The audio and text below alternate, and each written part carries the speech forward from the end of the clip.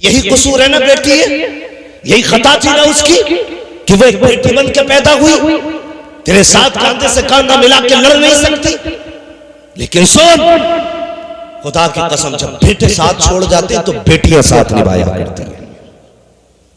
लिख लेना और जाओ अपने पूरे गांव में सर्वे कर लो, प्रधान से लेकर के चौकीदार तक, जमादार से लेकर जमींदार तक जाओ, जाकर के देखो जिसे भी बेटों ने छोड़ा है उसे बेटियों ने सीने से लगाया, बेटियों ने सीने से लगाया। और भाइयों से गुजारिश करूंगा, तुम ये मत समझना बेटियों की तालीम पे खर्च होगा तो हमारा जाएगा।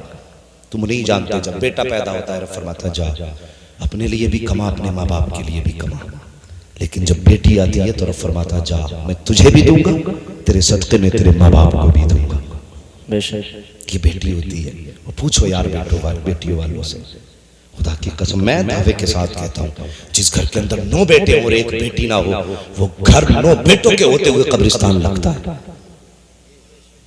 और जिस घर में बेटे ना हो, 1 बेटी हो, खुदा की कसम वो अकेली बेटी पूरे घर को जन्नत बना के रखती है। ये बेटी की बरकत है। और सुनो, दावे के साथ कहता हूं, कितनी भी थक के आओ, मजदूर तबके के लोग होंगे, मेहनत कश लोग होंगे, कितना भी थक के आओ, शाम को अगर बेटी सीने पे लेट जाए ना, उसके ठोकरों की सदके में अल्लाह बदन की थकन उतार दिया करता है। लेकिन हमने बेटियों के साथ ना इंसाफी पैदाइश से की है। बेटी पैदा हुई ना तो दादा का मुंह बिगड़ गया, फोन करके कहते हैं सुन रहे तेरे घर में बेटी आई है, क्या हुआ, तुझ पे पहाड़ गिर गए कि ख्वाहिश थी पोता है, वाह मांग पोते सजदों में यही जूते मारेंगे। मैं जानता हूं बेटों से नस्ल चलती है, लेकिन जानते हो बेटियां घर का वकार होती हैं, बाहर होती है बेटियां घर की। ससुर जो दादा है ना, उसके कलेजा फट गया, आज बेटी पैदा हुई है बेटे के घर में, मर गया तो कि नहीं मेरा बेटा पहले से गरीब था, फिर बेटी आ गई, अब जिंदगी में कहां से कमाएगा। नादान सुन, अगर गरीब था और बेटी आ गई है ना, तो समझ ले अल्लाह ने तेरे घर में रिस्क के दरवाजे खोल डाले। अब तक चटनी से खाता रहा, अब बेटी आई है तो चटनी से नहीं खाएगा, अल्लाह तुझे अच्छे से अच्छे लुक़मे अता फरमाएगा। चेहरे बिगाड़ दिए, बेटी आ गई, लड्डू बांट देना, बेटा होता तो लड्डू बांटते, क्यों भाई बेटी पे लड्डू नहीं बांटे जा सकते, क्या फायदा, इससे क्या मतलब है। वो अल्लाह के बंदे सुन, बेटियां रहमत होती हैं, जब अल्लाह दे तो रहमत दामन फैला के लिया कर, चेहरे बिगाड़ के नहीं। बड़े अच्छे अच्छों के अल्लाह ने दिमाग ठिकाने लगा दिए। मैं ये बात अक्सर बताता हूँ, वो था एक शख्स, अल्लाह ने उसे 6 बेटियां अता फरमा दी। एक साहब मिले, मुझसे कहने लगे था दुआ करना, मैंने कहा क्या बात, कहने लगे 4 बेटियां हैं और शादी का कोई इंतजाम नहीं। मैंने कहा नियत कर, फिर देख अल्लाह उनके नसीब से कैसे इंतजाम करता है। और दावे के साथ कहता हूँ, इतने लोग बैठे, यहाँ कोई 2 नंबर का काम नहीं है। पूछो जिन्होंने बेटियों की शादी की है, शादी से पहले कहते हैं यार बेटी की शादी कैसे होगी, जब हो जाती है तो एक जुमला उनकी जुबान पे आता, अल्लाह ही जाने ये इंतजाम कैसे हो गया। हर बेटी वाला ये कहता, खुदा ही जाने ये कैसे हो गया, इंतजाम तो था नहीं, लेकिन अल्लाह ही जानता ये हो कैसे है। अल्लाह की कसम तू नियत कर, बेटियों के नसीब से अल्लाह खुद इंतजाम फरमा देता। 6 बेटियां पैदा हो गई, 7वीं बार बीवी उम्मीद से हुई ना तो कहने लगा सुन, 6 बेटियां हो गई, अगर 7वीं बेटी पैदा हुई तो बेटी को तो कत्ल कर और तुझे भी बाल पकड़ के घर से निकाल। ये उसने कहा। अक्सर बेटियां क्या छोड़ी नहीं जा रही इस बात पर, कुछ जाहिल गवार बेटियों बीवियों को इसलिए मारते हैं कि उनके शिकम में बेटे नहीं हो रहे। मैं कहता हूं इसकी जिम्मेदार बीवी नहीं, इसका जिम्मेदार तू है। उसे कम अपने आप को ज्यादा मार, घर से उसे न निकाल बल्कि घर छोड़ के खुद निकल, उसका क्या कसूर है। इसलिए बेटियां छोड़ दी जाती है कि इसके शिकम से बेटे नहीं हो रहे। अल्लाह तो फरमाता जिसे चाहते हैं हम बेटियां देते, जिसे चाहते हैं बेटे देते, और जिसे चाहते हैं दोनों देते, जिसे चाहते हैं कुछ नहीं देते। जब ये फैसला रब का है तो तू कौन होता है किसी भी औरत पे जुल्म करने वाला। कई बार बेटियां सताई गई तो यही उसने किया, कहने लगा सुन तेरे शिकम में अगर इस बार बेटी हुई ना तो मैं तुझे तो निकाल दूंगा और बेटी को गर्दन दबा के मार दूंगा। कत्ल कर दूंगा, मुझे छठी सातवीं बेटी नहीं चाहिए।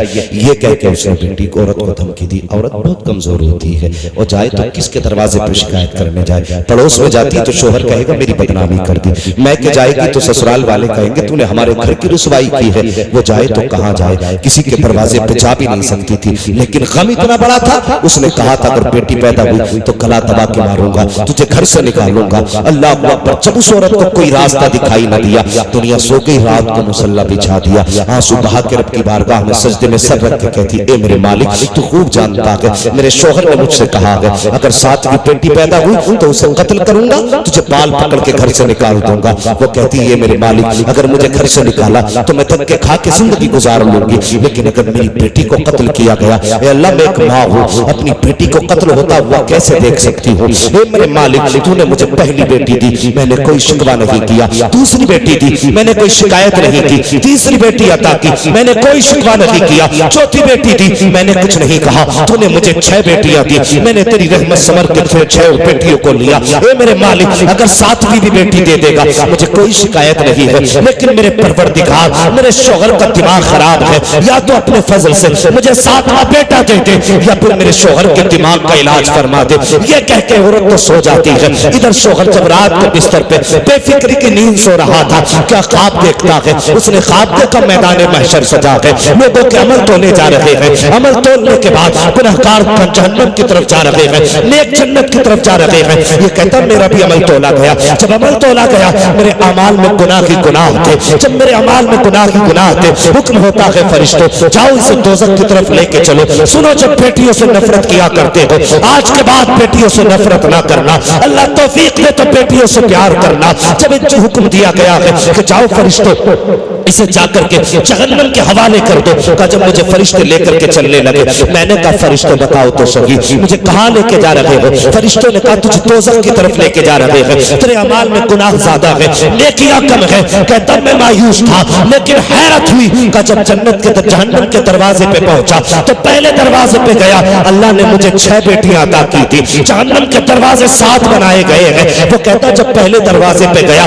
तो पहले दरवाजे पे मेरी बड़ी बेटी खड़ी थी, उसने अपने यूं हाथ लगा दिए थे, उसने कहा था या अल्लाह ये मेरा बाप है, इसने मेहनत करके पाला है, ये दोज़ख में जाएगा, एक बेटी को गवारा नहीं होगा। उसने हाथ लगा के कहा मालिक मैं इसे दोज़ख में जाने नहीं दूंगी। का फरिश्तों ने देखा मेरी बेटी ने हाथ लगा रखे हैं, पहले दरवाजे से हटाया, दूसरे दरवाजे पे लेकर के गए, दूसरे दरवाजे पे पहुंचे हैं तो दूसरी बेटी हाथ लगा के खड़ी है, दूसरे दरवाजे से हटाया, तीसरे दरवाजे पे लेकर के गए, तीसरी बेटी खड़ी थी, चौथे दरवाजे पे लेकर के गए, चौथी बेटी खड़ी थी, 5वें दरवाजे पे गए, 5वीं बेटी खड़ी थी, का 6ठे दरवाजे पे लेके गए तो 6ठी बेटी खड़ी थी। वो कहता दरवाजे 7 थे, बेटियां 6 थी, का 6 दरवाजों पर 6 बेटियां खड़ी थी, का फरिश्तों ने 6ठे दरवाजे से हटाया, जब 7वें दरवाजे पे लेकर के गए तो दरवाजा खाली था, उस पे कोई बेटी नहीं थी, इसलिए कि बेटियां 6 थी, दरवाजे 7 थे। का जैसे 7वें दरवाजे पे गए दहशत से आंख खुल गई, मैंने रात में उठते ही सजदे में सर रखा और रो के कहा है मेरे मालिक मुझे 7वां बेटा मत दे, अपने करम से मुझे 7वीं बेटी अता फरमा दे।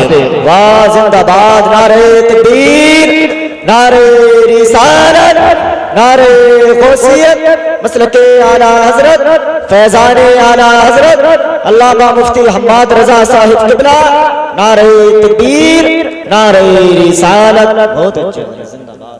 बेटी आती है तो जन्नत का टिकट बन के आती है, लेकिन जानते हो मेरे हुजूर ने फरमाया जिसको खुदा ने 3 बेटियां दी डायरेक्ट जन्नती नहीं कहा मेरे हुजूर, ये जहन में बात रखें, डायरेक्ट नहीं कहा 3 बेटियों वाला जन्नत है, फरमाया 3 बेटियां दी, उनकी अच्छे से सही तरीके से परवरिश की इज्जत से रुखसत कर दिया। परवरिश में जो बताया गया, फरमाया सबसे पहले अच्छा नाम रखा। अच्छा नाम कैसा? जो नया हो जमाने के एतबार से नहीं, फरमाया जिसका नाम बरकत वालों की निस्बत से रखा गया हो वो अच्छा नाम कहलाता है। हम लोग क्या करते हैं, मौलाना कोई नया नाम बताओ ऐसा चटकता पटकता जो किसी ने ना सुना, धुआं रख दे, कहीं नहीं सुना होगा किसी का नाम, बादल रख दे, ये नए नाम चाहिए? फरमाया गया ऐसे नाम रखो बुजुर्गों की निस्बत से रखे गए। खुदा की कसम, बेटी पैदा हो ना तो पैदा होती बेटी का नाम फातिमा रख दे, जिंदाबाद। बेटी का नाम आमिना रख दे, नबी की माँ की मोहब्बत। हाँ, अच्छा नाम रखा, फिर उनकी अच्छी परवरिश की। अच्छी परवरिश का मतलब क्या? गोश्त से रोटी खिलाता रहा है? तेल वाले शोरबे पिलाता रहा? नहीं, अच्छी परवरिश से मतलब है जो तालीम उसके लिए जरूरी थी वो तालीम दिलाई। और तालीम जरूरी कौन सी? दीन की तालीम फर्ज है, ये भी कराए, फिर इज्जत से रुखसत करे। फरमाया फिर वो बाप जन्नती है जिसने बेटी का नाम ही सानिया रख दिया है, कुरान के करीब नहीं जाने दिया, एमए बीए करा दिया और कुरान के करीब नहीं जाने दिया। उसकी जब शादी की तो नचनिए से शादी की। हाँ, दीन से दूर रखा बेटी को और फिर वो कहता मैं जन्नती हूं। सोचे पहले हुजूर के फरमान को। लाजिम है हर बाप बेटी को दीन की तालीम दे। और नसीब की बात है तुम्हारे इलाके में इदारा कायम है, वरना पूछो जब इदारे दूर दूर तक नहीं थे तो लोग कितनी मशक्कतों के साथ तालीम हासिल करते थे, कितनी मुसीबतों के साथ इल्म दीन सीखते थे। कोशिश करें अपनी बच्चियों को पढ़ाएं। और ये आपकी बस्ती, क्या नाम है इस बस्ती का? इस्लाम नगर। अल्लाह सलामत रखे, नाम बड़ा प्यारा है। क्या ही अच्छा हो काम उतना ही प्यारा हो जाए जी। हाँ, इस्लाम नगर। खुदा करे हर घर में कुरान वाली बेटी मौजूद हो, हर घर में दीन वाली बेटी मौजूद हो। एक साहब मिले, कहने लगा था तुम्हारे गांव में कोई पढ़ा लिखा नहीं था। जिस दिन से मेरी बेटी पढ़ के आई है ना, उसने पूरे मोहल्ले को एक जन्नती मोहल्ला बना दिया। मैंने कहा क्या हुआ? कहने लगा पूरा मोहल्ला मेरी बेटी को देख के नमाज़ी हो गया। ये इल्म की बरकत है। और वो लोग क्या समझेंगे दीन को जिनकी पुश्तों में दीन ना रहा। दीन की बहारें उनसे पूछो जिनके घरों में दीन रहा, जिनकी बेटियों ने दीन को समझा और सुना। फिर देखो घर में अल्लाह कितनी बरकत अता फरमाता है। बेदीनी की जानते हो कितनी पहचान है, कितनी निशानियां। जब मियाँ बीवी में झगड़ा होता हो और बीवी कहे अल्लाह करे तू लौट के ही ना आवे, तो समझ लेना ये कभी मदरसे ही नहीं गई है। हाँ, झगड़ा हो रहा हो और वो थैला हाथ में लेकर निकल रहा और वो बेलन लिए खड़ी हो और वो कह रही है जा अल्लाह करे तू बस से टकरा के मर जाए, तो समझ लेना ये मदरसे ही नहीं गई है। और आदमी भी अगर कह रहा जा जा मुझे भी तेरी शिकल ना देखनी है, तो समझ लेना ये भी कभी नहीं गया। अगर मदरसे गई होती और शोहर घर से निकलता तो सब काम छोड़ के दरवाजे तक आती और कहती जा मैंने तुझे अपने खुदा के हिफ्ज़ व अमान में दिया। फिर खुदा की कसम फरमाया गया। आप देखो तो हम कहते हैं फला गाड़ी में एयरबैग है, वो वाली गाड़ी ले लो, क्या फायदा? बोले ऊपर से भी गिरेगी बंदा मरेगा नहीं। गारंटी एयरबैग की? कितने एयरबैग फट गए, लोग मर गए, कोई गारंटी है? ये हमने दिमाग से बनाए ना। फला गाड़ी में एयरबैग है, नहीं मरते साहब, उसमें 4 एयरबैग है। गारंटी के साथ कहता हूं कितना ही बड़ा एयरबैग ले आ, कोई एयरबैग हिफाजत नहीं करेगा। मेरे हुजूर ने फरमाया जब मियां बीवी जुदा होने लगे, बीवी दरवाजे तक छोड़ने आए शोहर को, तो बीवी आयतुल कुर्सी पढ़ करके शोहर पे दम करे और शोहर आयतुल कुर्सी पढ़ के बीवी पे दम करे। अल्लाहु अकबर। फरमाने नबवी है जब दोनों जुदा होंगे तो उस वक्त तक मौत भी जुदा नहीं कर सकती जब तक दोनों को दोबारा मिला नहीं दिया जाए। ये सबसे बड़ा सेफ्टी गार्ड है। लेकिन पता ही नहीं कुछ को, तो यही पता होगा आयतुल कुर्सी पता ना क्या कह गया मौलवी, कहीं पूरा कुरान तो नहीं कह गया। पढ़ाइए बच्चों को, बेटियों को पढ़ाइए, घर के माहौल अच्छे होंगे। अगर माहौल बेटियां पढ़ी लिखी होंगी ना तो फिर चिमटी टुकनियों से लड़ाई नहीं होगी। ये गालियां नहीं दी जाएंगी जा लौट के ना आए, तेरा तो रास्ते में ही जनाजा उठ जाए, तेरी सूरत देखना नहीं चाहती, तुझे देखना नहीं चाहती। ये कब होता है? जब घरों में इल्म नहीं होता है। जब इल्म होगा तो बीवी को शोहर की इज्जत और उसकी अजमत का अंदाजा होगा। मुझे शोहर से कैसे गुफ्तगू करनी है ये बीवी जानती है। अगर इल्म होगा तो बीवी के बारे में शोहर जानेगा, इसका मुझ पे हक क्या है, वो फिर उसके साथ ज्यादती नहीं करेगा। मुझे बताओ तो सही, हमने इल्म को अहमियत कर दी है? हमने कभी इल्म को अहमियत नहीं दी, हमने हमेशा दौलत को अहमियत दी है। और सुन, दौलत वो चीज है कि एक चोरी में खत्म हो सकती है, एक जलजले में खत्म हो सकती है, एक डाके में खत्म हो सकती है, लेकिन इल्म वो चीज है जिसको चुराया नहीं जा सकता है, जिसको छुपाया नहीं जा सकता है, जिसको छीना नहीं जा सकता है। इल्म वो शय है जितना बांटा जाता है ये उतना बढ़ जाया जाता है। इसलिए जरूरी है बेटियों को पढ़ाओ। पढ़ाएंगे इंशाअल्लाह, बोलो इंशाअल्लाह। हाँ, कभी बेटियों को पराया नहीं करना, को अपना समझ के पढ़ाना। अगर बेटे बुढ़ापे का सहारा होते हैं तो बेटियां काय का सहारा होती है? अल्लाह सलामत रखे। बेटियां आखिरत का सहारा होती है, इसलिए बेटियों को आखिरत का सहारा समझ के पढ़ाएं। और मैं गुजारिश करूंगा, दौलत तो आनी जानी है, मदरसे चल रहे, लॉकडाउन हुआ तो लोगों ने जम के फायदा उठाया लॉकडाउन का, और हर मदरसे वाले का मौलाना का तो लॉकडाउन था। किसी की फसल गवर्नमेंट ने काट ली लॉकडाउन में, बताओ, किसी की फसल काट के गवर्नमेंट ले गई कि लॉकडाउन में तुम्हें नहीं दी जाएगी? फसल वालों की फसलें हुई, खेती करने वालों को पूरा मिला। फर्क पड़ा तो बिजनेसमैन पे या नौकर पेशा लोगों पर, जिनकी जमीनें थी उन पर तो फर्क नहीं पड़ा, तो जमींदार भी करे मौलाना लॉकडाउन था, ज़कात भी खा गया, खैरात भी खा गया। फिर कह रहे मौलाना तावीज दे दो, लल्ला जूता लेके खड़ा है, ज़कात खा के बच्चे पाले और जूते के लिए तावीज लेने आ रहा है।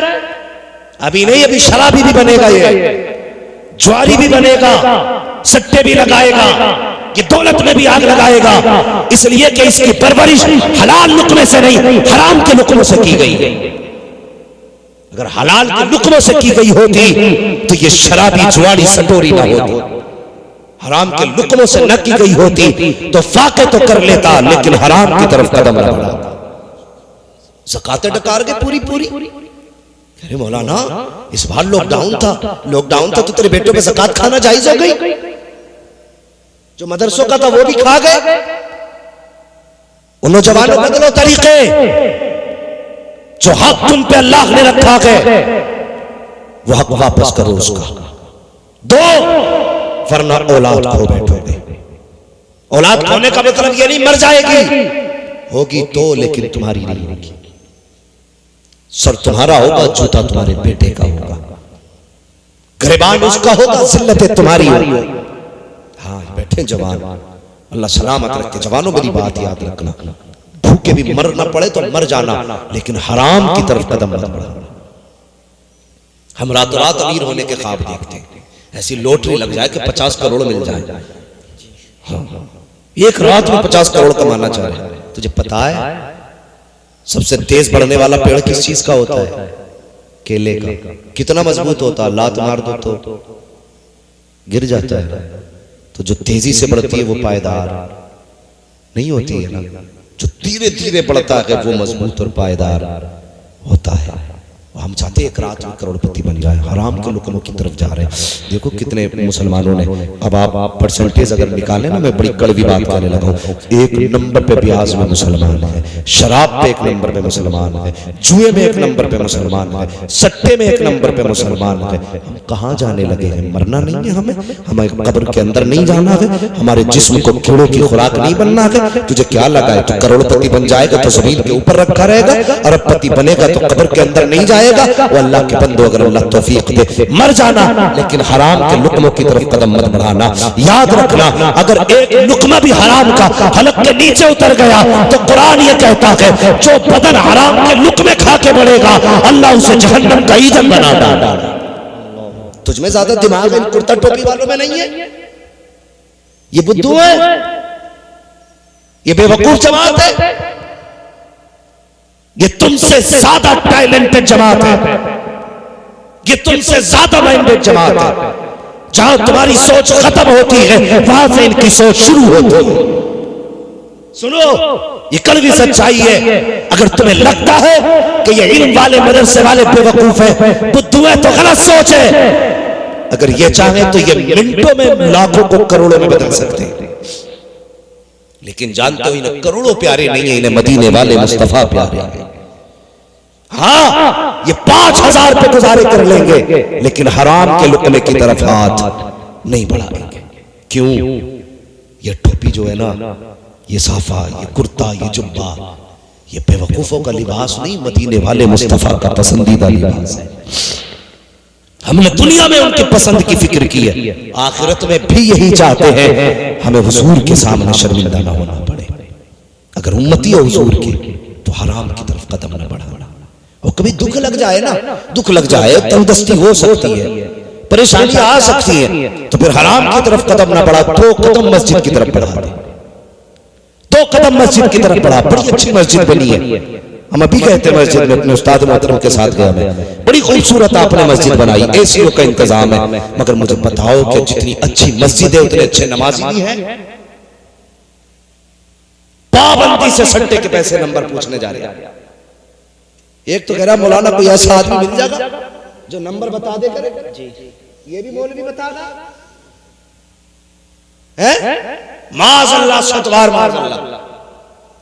कहते वो नंगे साहब है, पीर है, वो नंगे वो बता देते हैं, ओ खुदा के वास्ते तुझे मुस्तफा ने कौन सी रस्सी दी थी, तुझे दीन की रस्सी हुजूर ने अता फरमाई, तंग दस्ती थी तो मदरसे की तरफ चला जाता, गरीबी थी तो मस्जिद की तरफ चला जाता, तो रकात नमाज हाजत पढ़ता और अपने रब की बारगाह में सजदे में सर रख के कहता, या अल्लाह मेरे घर में रिज़्क नहीं है, अपने करम से बरकतें अता फरमा दे। तो रकात नमाज हाजत के बाद रोजी का सवाल करता, अल्लाह तेरे घर में बरकतें अता फरमा देता। और आगे बढ़ के बात कहता हो, अगर तेरे घर में रोजी में बरकत न थी और खुदा ने बेटी दी थी तो सट्टे और जुए की दुकान पे न जाता, हराम चीजों की तरफ कदम न बढ़ाता, ब्याज के लिए पैसा न देता, बल्कि मुसल्ला बिछाता, तो रकात नमाज पढ़ता, बाद में बेटी को आगे बैठाता और उसके बाद अपने भी हाथ उठाता, बेटी के भी हाथ उठवा देता और इतना कह देता, या अल्लाह इस बेटी के सदके में रिज़्क में बरकतें अता फरमा दे। उलमा फरमाते हैं हाथ नीचे बाद में आते, अल्लाह रिज़्क का इंतजाम बेटी के सदके में पहले फरमा दे। जिंदाबाद, नारे तकबीर, नारे रिसालत, नारे